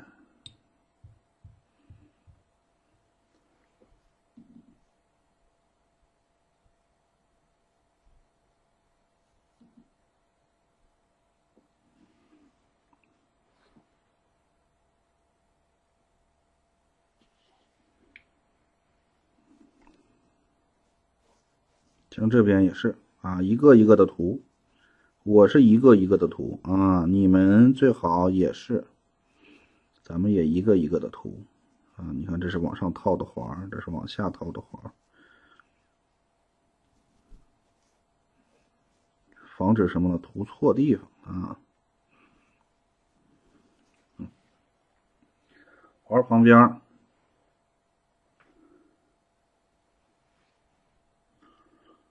环旁边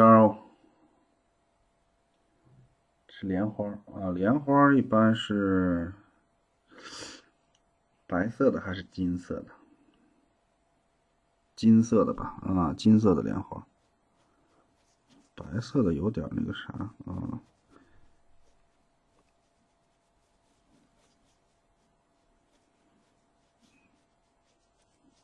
全部是金色。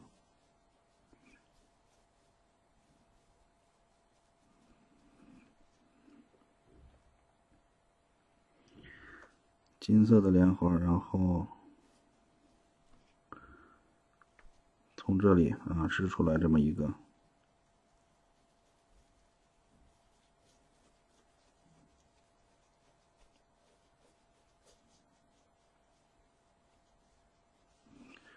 套上去的黄。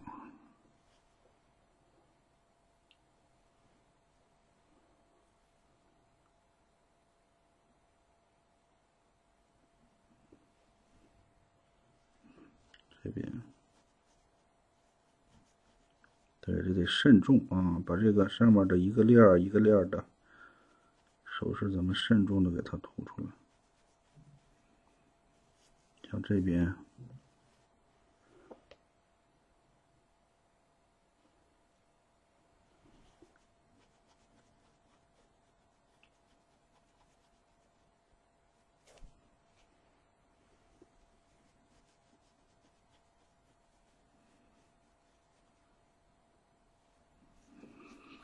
这就从这儿垂下来啊，垂下来一个，也许在它的后边啊，垂下来这么一个小坠儿。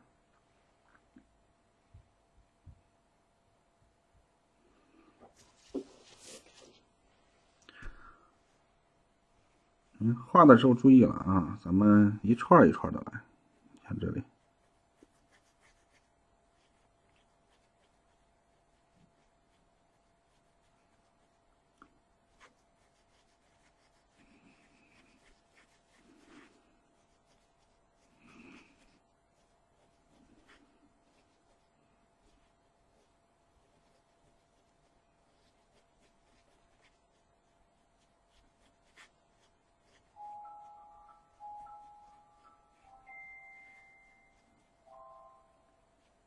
主人，现在是上午10点整。我这一会儿视频里一会儿视频外的啊，我都画了有将近2个多小时了啊，视频不止啊，视频没有这么长时间，就平涂啊，就平涂。你们可能画起来比我要快一些。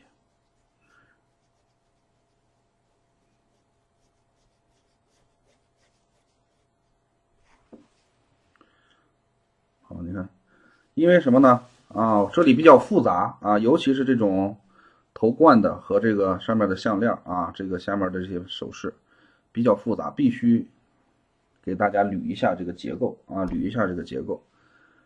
通过平图来捋一下结构，后面的话啊，就可能没有这么复杂了啊，可能没有这么复杂。你看，然后两边了，然后把中间这个花我们给它，这里能看得出来。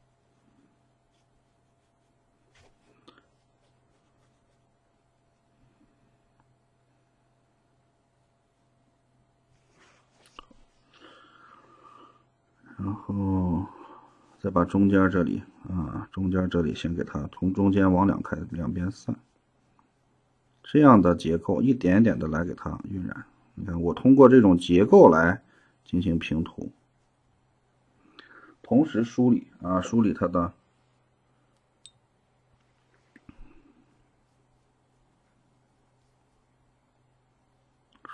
结构啊，方便我们后面的晕染、粉染、同染、粉染中间这个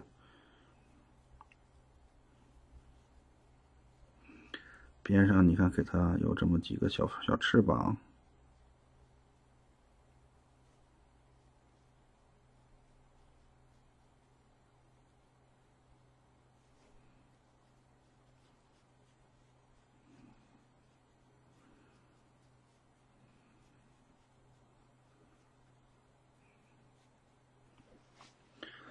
有种说法不知道对不对啊，反正有种说法是什么呢？啊，抄一遍经啊等于念99遍经，是不是？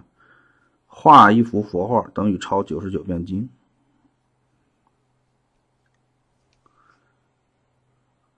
所以它这个还是行的啊，是不是？按照这么个理论的话，就咱们还是行善终啊，是不是？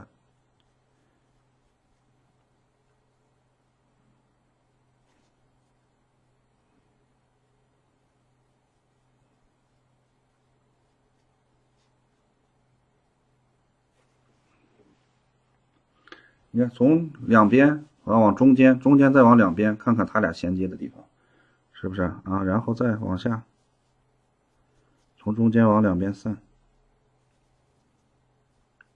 轻一点啊，及时的补充你笔中的什么呢？啊，笔中的颜色。你看，涂着，我们这个就涂完了啊，一点一点的给它按照这种规律来涂。看两边散，左边。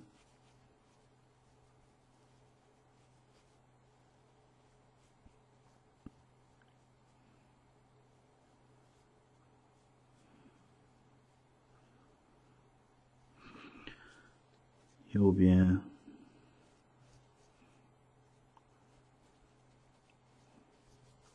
分清楚结构啊，分清楚结构。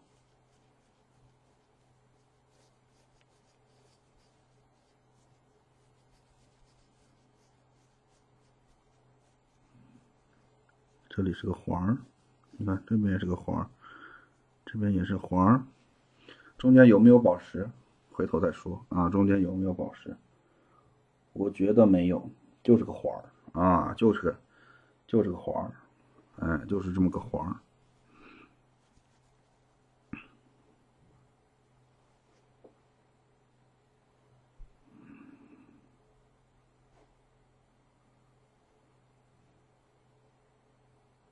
这个也给它黄，金色的，全部是金色。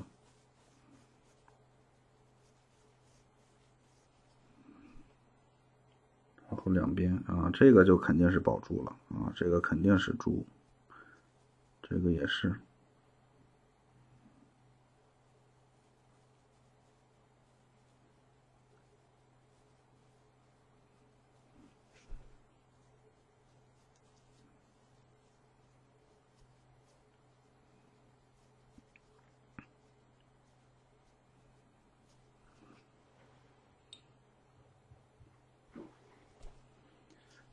项链是个小结构啊，比绒千万别多了，这个颜色。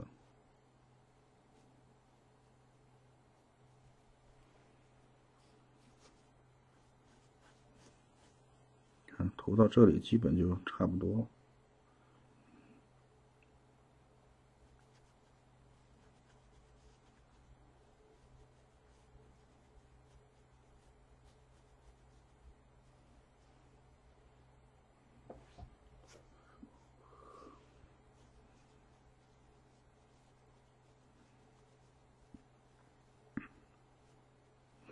有些线条我后期还要补呢啊，这个线条有时候没衔接好，你看像这里我就没衔接住啊，后期给它补一下。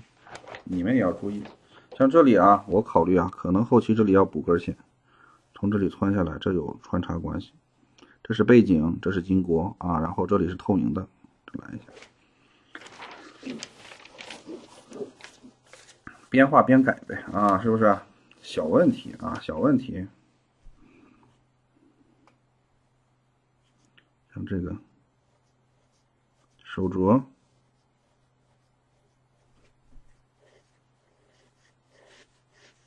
注意啊，和手衔接的地方一定要慎重。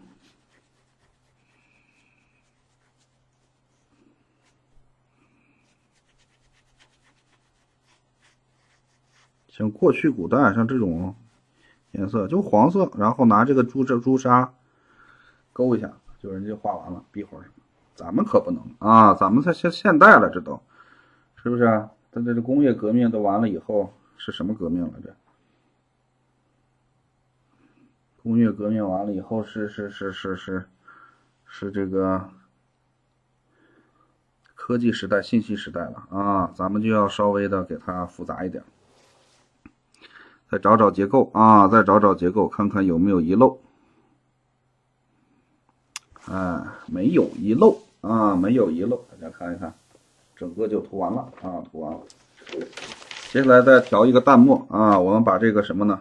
把这个李衬的衣服啊，我们给它涂一下。这个李衬的衣服是我后期加的，本身啊这里是什么都没有的，就是皮肤，但是我觉得是不是给人家换个衣服啊？要不然还得给他画这种胸呢啊，是不是？要不画个李衬的衣服。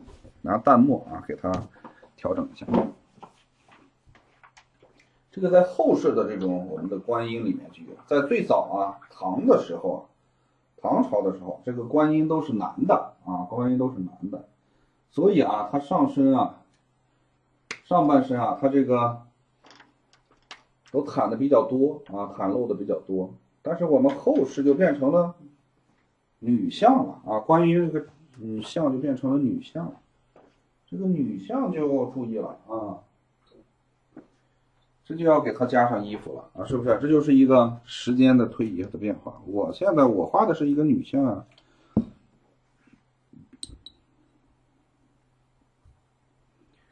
所以我调一个淡墨啊，调一个淡淡的墨，一定要是轻轻很淡的墨啊。当然，这个衣服肯定不是黑的，咱们不可能用黑的啊。先调一个淡墨啊，淡墨看色卡，同学们啊，给老师看色卡去，给你们附了色卡啊，让你们下载。因为你看视频啊，有些时候啊，这个还是有色差啊，拿色卡下载下来，我那个色卡都是扫描的啊，扫描它色彩稍微就正常一点啊，是不是正常一点？然后给它把笔尖一点啊，把这个头发给它涂出来，一定是淡墨啊，把这个边缘啊该修的要修整齐了，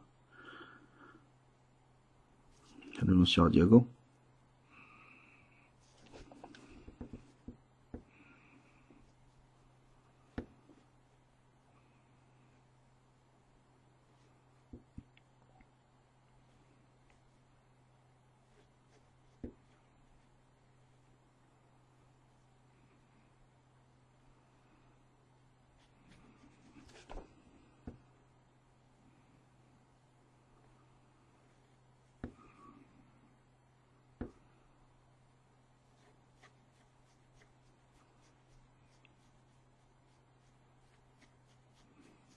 慢慢的来涂啊，慢慢来涂。你看，我们这幅画你光平涂啊，我估摸着这周就行了啊。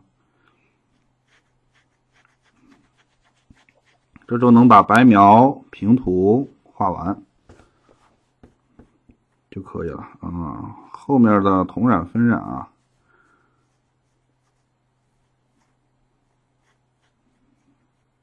没有白描平涂这么费工啊。如果是要抄经的同学，那就更费劲了啊，是不是？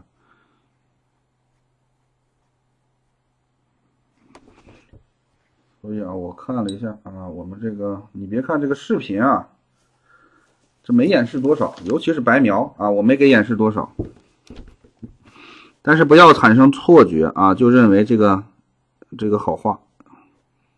你看，尤其是画到这里啊，这个贴着这个皮肤额头的这个边缘啊，一定注意这里。你看这里这个小夹角这些掐的一定要准，这里很难的啊，很难的，一定注意了。前期我这个线条，你看边缘又圆润，贴着它的边。注意，千万注意慢一点啊，慢一点，笔稍微干一点。看这里，一节一节的往下画，别给它画出去了。好，到这里成功啊，成功，这就画出来了啊。把它的脑门啊这些地方，像这些就没什么太大难度了啊，只要你们基本功啊，这个填格子那节课给老师过关了啊，我说过关了的。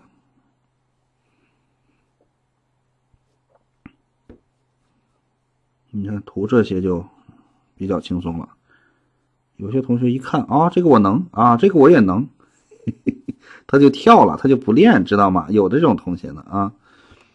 这种同学啊有两个极端，一个就是真的能啊，一个就是真的能，一个就是真的不能啊，这就是一看就会，一画就废那种。有的就听课啊，听课完了以后画完了出了错，一问老师，然后我说你回头再看一看那个哪节课，他说老师，对，有些情况你训练了以后啊和不训练是两回事。你别看那些基本功啊，是不是在后面的应用中啊？随处都要用到啊！你这个一不达标啊，你那些小结构、小毛病啊，全部就出来了。然后还要问胡和老师啊，老师这个为什么我画的这个不行，不如那个效果好？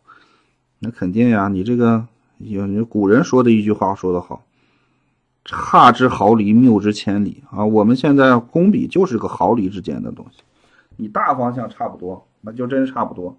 但是小方向的话啊，你想追求一些细致精致的东西，那就真的就是怎么样差很多啊。所以那个基本功啊，基础课的那些基本作业啊，一定要做啊，一定要做。当然我知道了，有些同学一看啊这么简单，是不是？但是注意了啊，能单独拿出来当一节课的，那绝对不是说是让你了解一下就行了的啊，那就是因为绝大多数同学啊，他就做不到，知道吗？所以才拿出来，那叫技术啊。每一节课讲的都是技术，像这种技巧型的，一定要分清楚我说的技术和技巧。技巧型的，我在捎带的我就跟你们说了啊，在上课的过程中捎带就说了，真正需要你们去练习的，那全部都是技术啊。技术是用是什么呢？一看啊，稍微会一点，然后啊，你这一做就全废。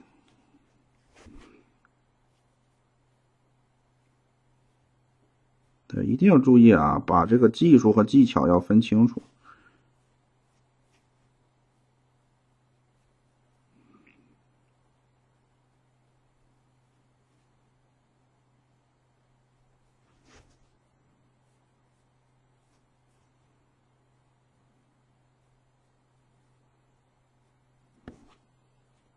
好，你看这些小夹角啊，尽量涂的尖锐一点，尽量，我说的是尽量啊。你要是涂的不尖锐怎么办？也没关系，尽量就行啊。你看胡和老师，我说话还是一般来说很多地方都是比较严谨的啊，比较严谨的。因为你看，这就第一遍涂完了啊，第一遍涂完了。你看涂完以后，这个整体的这个光晕头冠这个加上头发啊，这个效果就不错了。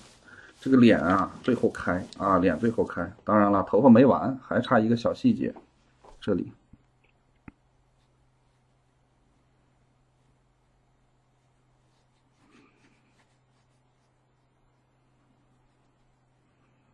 观音是长发啊，观音是长发，后面是披下来的，这个脖子后面那肯定是头发，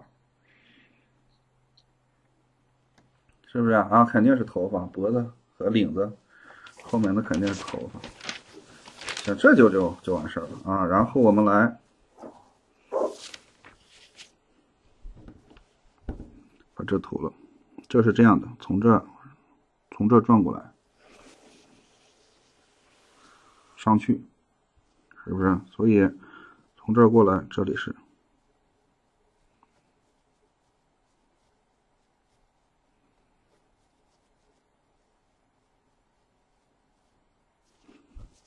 这里不是了，你看从这里正好贴着边儿，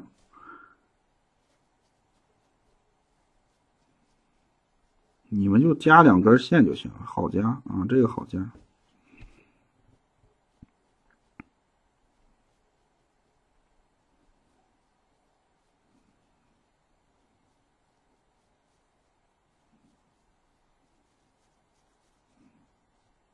看这种犄角旮旯啊，歪七扭八的拐的这种涂色。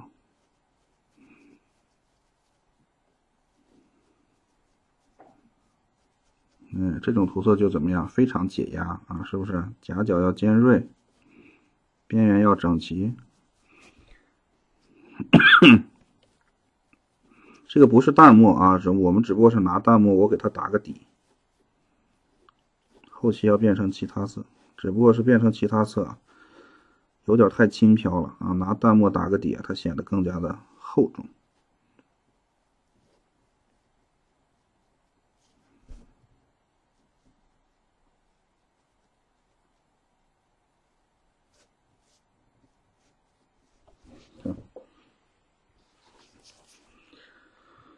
一点一点的涂啊，一点一点的涂。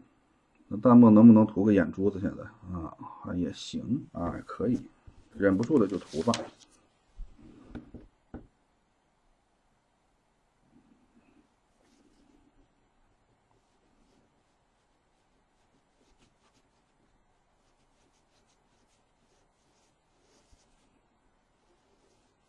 但是注意涂的时候注意节奏啊。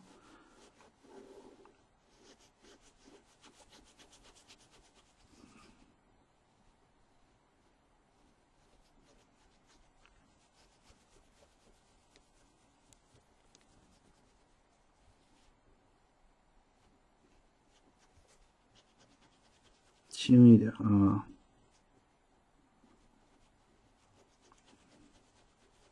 我们中国人啊，中国画早早的就把这个墨色已经融到了我们的绘画中，黑白2种色。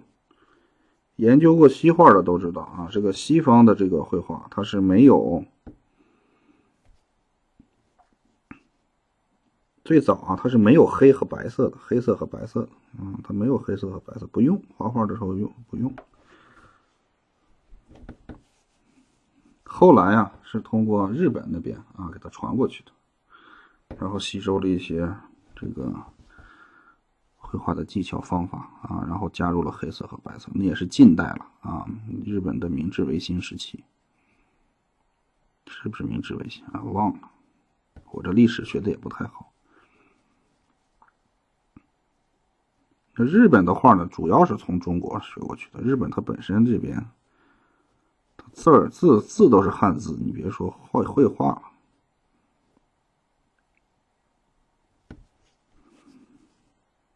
这里上来，这里下来，看这就不一样啊！慢慢的给它，我不带着大家画，这是什么呢？这是2个往下垂的飘带。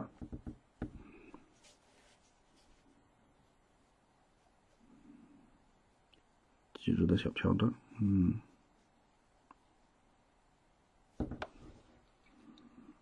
垂下来的。这个是你看这个宽一点啊，这个3层，1层、2层、3层，1层、2层、3层，对不对？垂下来的。这里难一点。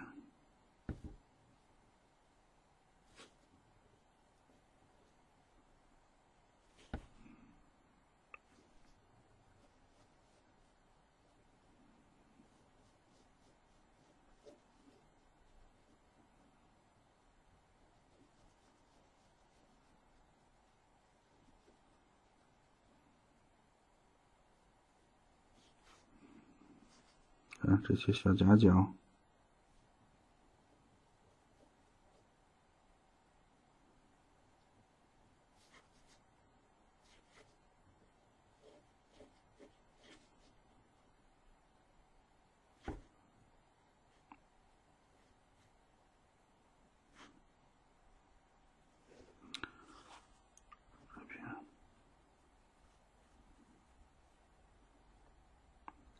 这里多少跟我不一样点啊，都没关系。它本身就是一个里衬嘛这个衣服。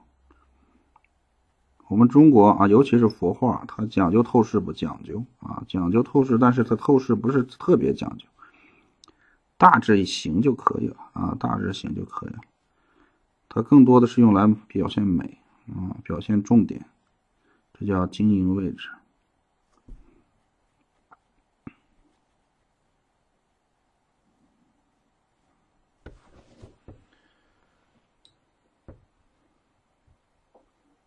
涂到这里的话，你看我们这里的结构进一步的就怎么样了？大家就更加的明确了，是不是刚才还有一点现在就进一步的明确了。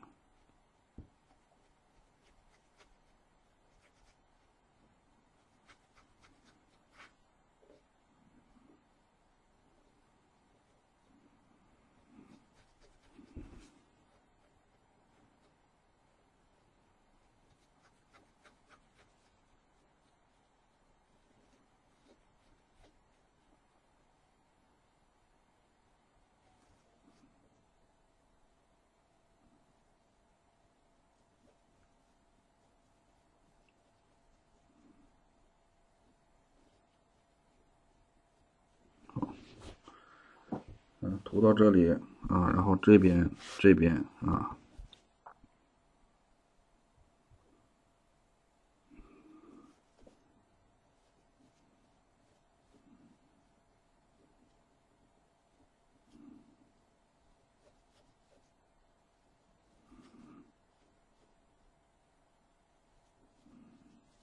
这边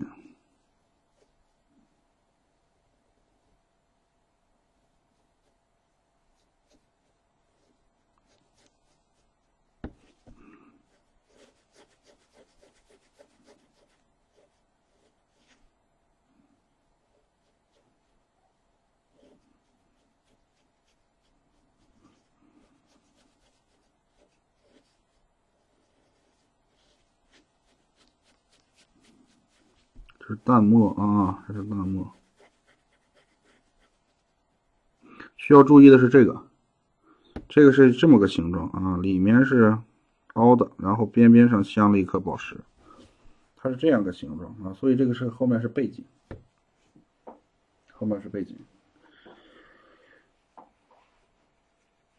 把这一涂那我们来往远看，就模模糊糊的看这个大效果，是不是这个每一个结构就基本就搞定了基本就搞定了。剩下的就是什么了？剩下就是它头上这几朵花手几朵莲花，还有手部的这个白色的这个系的这个带，还有它这个披下来的金箔还有皮肤像这些白色的区域就是牛奶状的白色，给它一涂就完事了。皮肤就是什么呢？赭石加白色白色加赭石，淡赭石加点白色，给它调出皮肤色啊。我们上节课不是调的那个什么色吗？啊，那个偏红的皮肤色，是不是？这次我们就淡赭石啊，赭石加点白，然后稍微加点黄也行啊，调出这种皮肤色，给它一平涂就完事啊，就完事。这就是大面积的啊，剩下的就是这些大面积的了。然后涂的时候不要涂嘴啊，不要涂眼睛里面啊，不要涂嘴，不要涂眼睛里面，其他的都涂啊就可以了。这剩下就不难了啊，不难了。那好了啊，那我们就不一一展示了，好不好？这已经就好几个小时了啊，说句。这下面的话就是颜色淡一点啊，就是白色，淡牛奶状的白色啊，牛奶状的白色和这个淡赭石加点白，淡淡的给它涂上去，打个底啊，打个底。好了，同学们，接下来啊，你们还是要看什么呢？看这个效果图啊，看效果图。像这些小珠子呀，我都没定啊，它涂成什么色呢？就给它留着啊，就给它留着。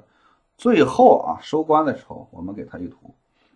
涂完了以后，接下来我们进行同染、分染、提染、收官啊，同染、分染、提染、收官。这节课啊，其实这周啊，我觉得你们就把这个平涂啊画到平涂这个层次啊，我觉得就行了啊。我觉得这周就能给老师交作业了。下周啊，我们给他用1周的时间把他剩下的给他画完。好了，同学们，那我们就下课吧，我们下周再见。